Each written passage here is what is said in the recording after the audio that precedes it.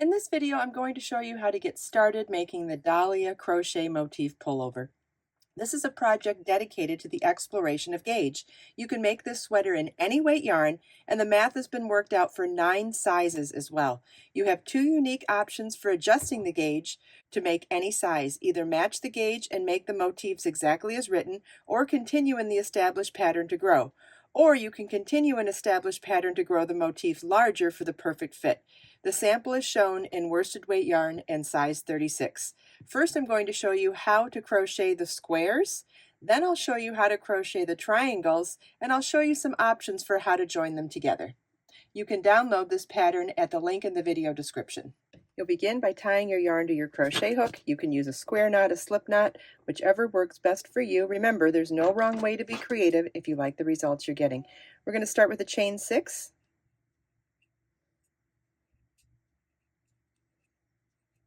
And slip stitch to the 6th chain from your hook to form a ring. Round 1 is going to be worked in the ring, not in the individual chains. Round 1 begins with a chain 3, which counts as our first double crochet.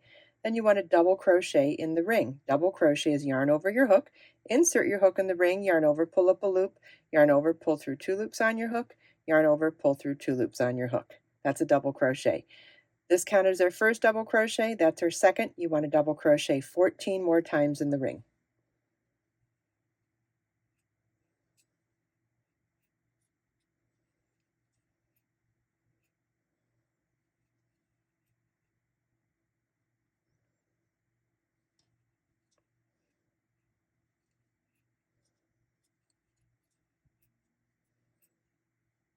At the end of the round, you want to slip stitch to the top of the chain 3 at the beginning of the round to join. This is what your work should look like at the end of round 1. You should have 16 double crochets. Round 2 begins with a chain 5, which counts as a double crochet chain 2. And then you want to double crochet in the next stitch.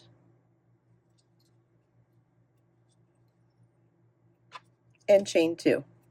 You want to repeat this all the way around.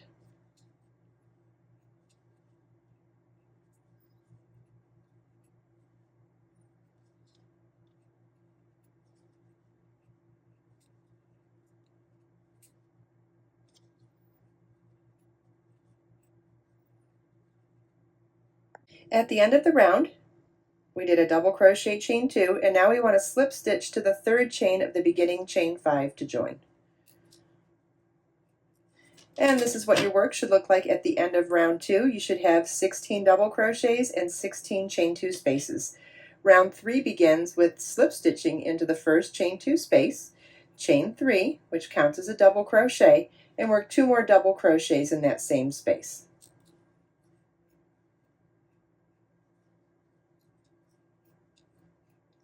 Chain 1, skip the next double crochet, and in the next chain 2 space work 3 double crochets.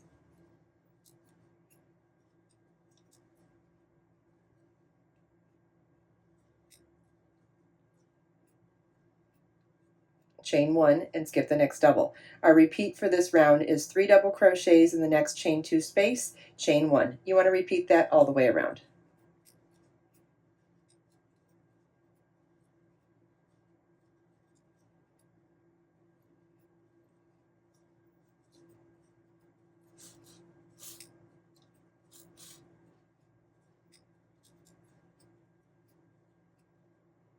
At the end of the round, we're going to replace our last chain 1 with a single crochet to join to the top chain of the chain 3 at the beginning of the round to join. And the reason why we're doing a stitch instead of a single crochet instead of a chain 1 slip stitch is to position ourselves at the top of the space instead of on this side of the space. So we're just going to insert our hook, yarn over, pull up a loop, yarn over, pull through 2, and now we're in the top of that chain 1 space, the equivalent, instead of over here. And so now we're ready to begin round 4. Round 4 starts with a chain 1 and single crochet in that same chain 1 space, or the equivalent. And for this entire round, we're going to be working in chain 1 spaces only and skipping all the 3 double crochet sections. Okay, our repeat begins with a chain 3, skip 3 doubles, and single crochet in the next chain 1 space. You want to do that 3 times.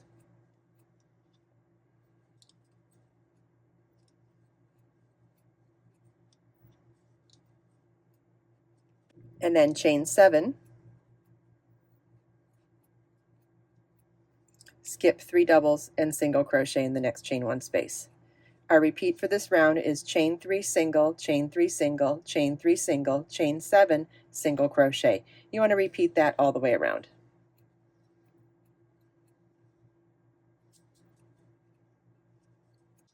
At the end of the last repeat, we're going to replace our last single crochet with slip stitch to the first single crochet at the beginning of the round to join. And this is what your work should look like at the end of round 4. You should have 4 chain 7 corners and 12 chain 3 spaces, 3 along each side. Round 5 begins with slip stitching into the first chain 3 space, chain 3, which counts as our first double crochet, and work 2 double crochets in that same space.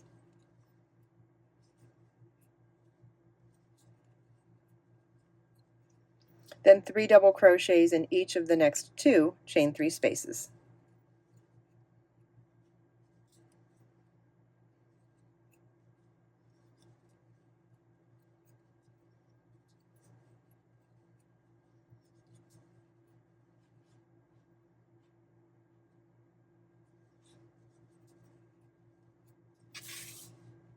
In the next chain 7 space, work 5 double crochet, chain 3, 5 double crochet.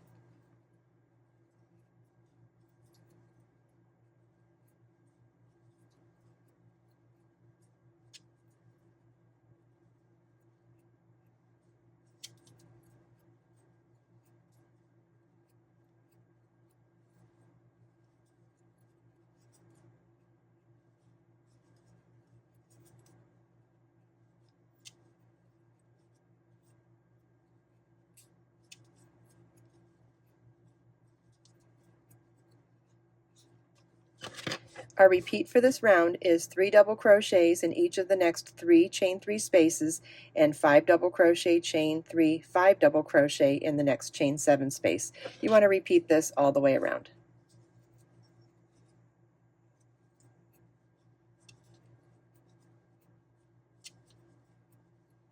At the end of the last repeat, you want to slip stitch to the top of the chain 3 at the beginning of the round to join.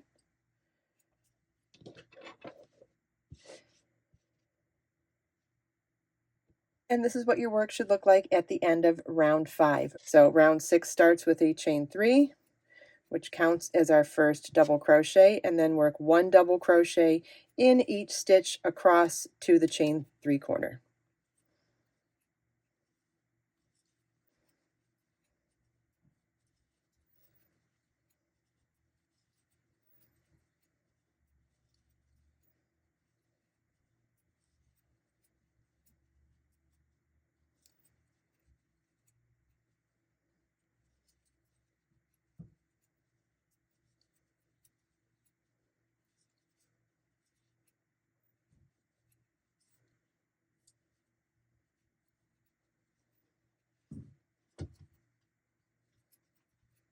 Then in the chain 3 corner, work 3 double crochet, chain 3, 3 double crochet.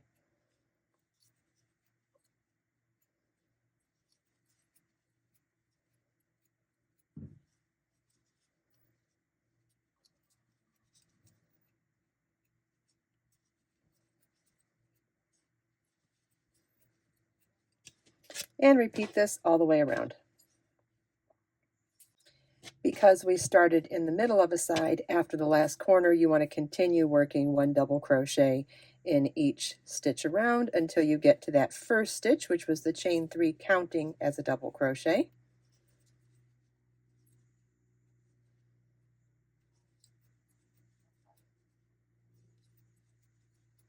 And slip stitch to the top of the chain 3 to join. This is what your work should look like at the end of round 6, and if your motif is your desired size from corner to corner, then you're ready to fasten off. If it's not, you want to continue repeating round 6 until you get your desired size. All of the sizing information is included in the pattern to explain how to get the size you want, whether you're doing the same yarn, same gauge, different gauge, and to make any size you could possibly want to make. Next, I'll show you how to make the triangle motif in rows. Just like with the square motif, we're going to begin with the chain 6, and slip stitch to the 6th chain from our hook to form a ring. Row 1 begins with a chain 3, which counts as a double crochet, and then work 9 double crochets in the ring.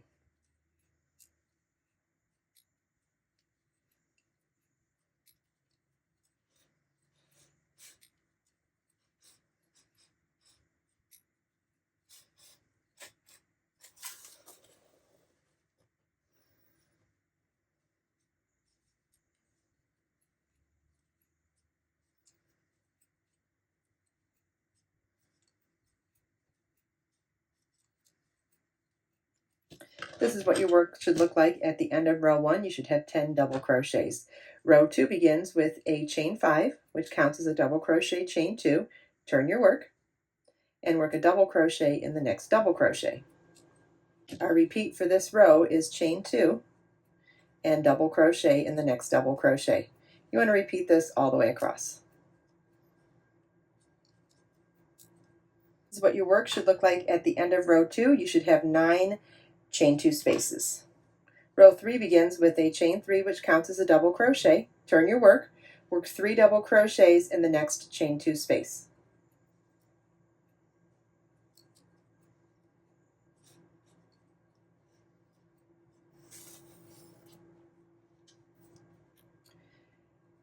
Chain 1, skip the next double crochet and work 3 double crochets in the next chain 2 space.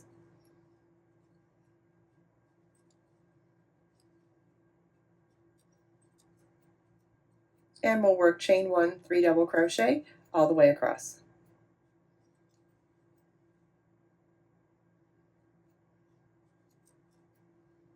At the end of the last repeat, you want to double crochet in the last double crochet. That first double crochet was chain 3 of a chain 5. So you want to count up to the 3rd chain to work your last double crochet. And this is what your work should look like at the end of row 3. Row 4 begins with a chain 1, turn your work, and single crochet in that first double crochet. Chain 7, skip the next 3 double crochets and single crochet in the next chain 1 space. Chain 3, skip 3 double crochets and single crochet in the next chain 1 space. You want to do that 2 more times.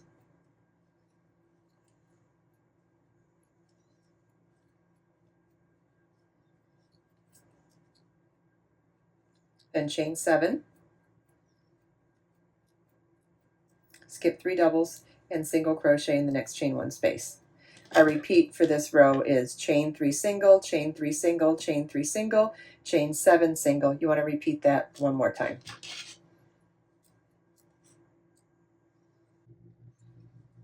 At the end of the last repeat, it's a chain 7 and then single crochet in the top chain of the chain 3, which counts as the double crochet, and we're doing that instead of placing it in a chain 1 space. And this is what your work should look like at the end of row 4. Row 5 begins with a chain 7, which counts as a treble crochet chain 3. Turn your work and work 5 double crochets in that first chain 7 space.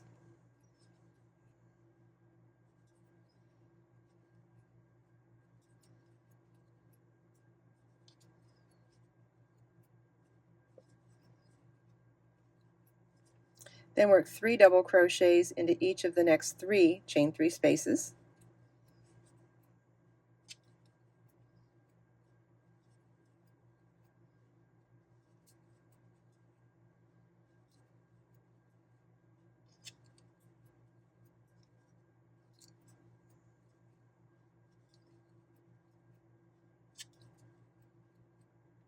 In the corner chain 7 space, work 5 double crochet, chain 3, 5 double crochet.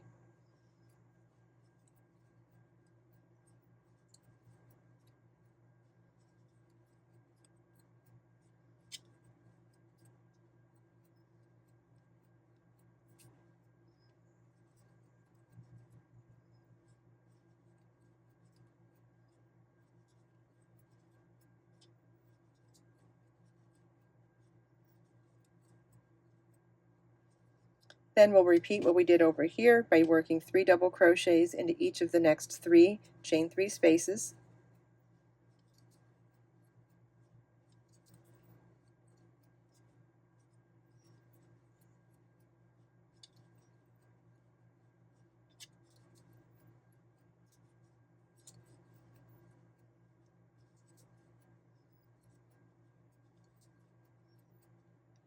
And in last chain 7 space, we'll work 5 double crochet, chain 3, treble crochet.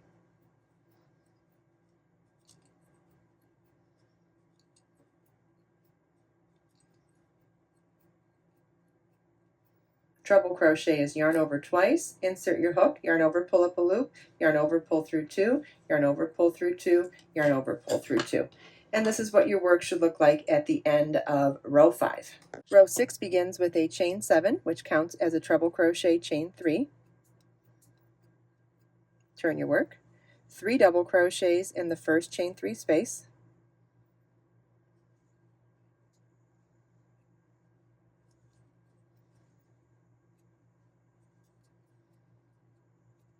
Okay, then we're going to work 1 double crochet in each double crochet until we get to the next chain 3 space.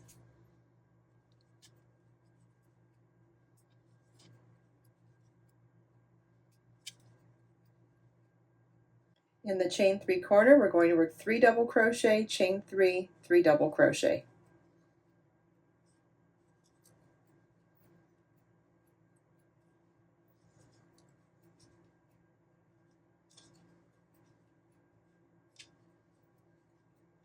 Then 1 double crochet in each of the next double crochets until we get to the last chain 3 space.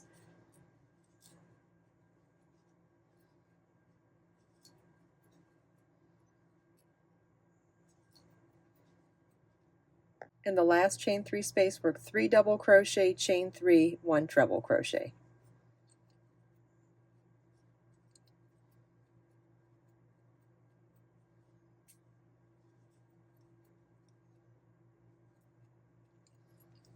And this is what your work should look like at the end of row 6. If this is the size that you're desiring to make, then you can fasten off. If not, you want to continue working in your established pattern of the same as of repeating row 6, which means we're always going to start with a chain 7 that counts as a treble chain 3. We're always going to work 3 double crochets in that first chain 3 space, 1 double crochet in each stitch across to the next corner, 3 doubles, chain 3, 3 doubles in the corner, then 1 double crochet in each stitch across to the last corner where we'll work 3 double crochet, chain 3, treble crochet. Doing this will increase your stitch count by 6 stitches on each side of the 3 corners. Now, depending on how you want to join your motifs, as long as you end your rounds and your rows with the same number, so row 6, round 6, you'll always have the same number of stitches along each side. So whether you want to join this here or join this here, doesn't matter. As long as they've both done the same number of rows or rounds, they should have the same exact stitch count. So if you're going to make these larger, let's say you need 9 rows to get the size that you want. If you do 9 rounds here, you want to make sure you do 9 rows here so your stitch count adds up. You can join this in a lot of different ways. You could sew these two together, right? You could sew them through both thicknesses. You could sew them through through front loop or back loop. You could slip stitch to join them together, or you could crochet and join them as you go, where if you did that, in each of these chain 3 corners, you would replace the chain 3 with a chain 3 join, which is a chain 1 slip stitch, chain 1, and then work a slip stitch after each double crochet to join all along that whole side. Let me show you how to do that. I'll unravel back to the corner here.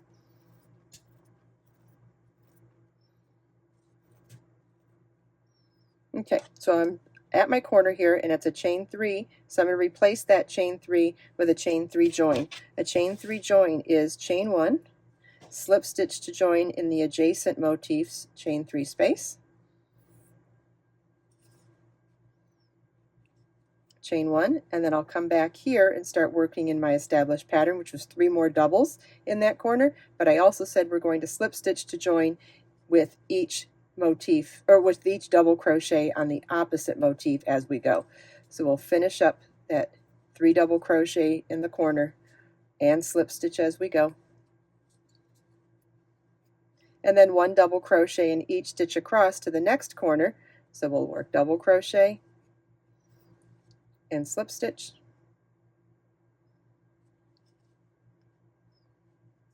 You could decide to do this in every other stitch. You could decide to do this in every third stitch. You don't have to do it in every stitch. Again, there are so many possibilities. You could join this in so many different ways.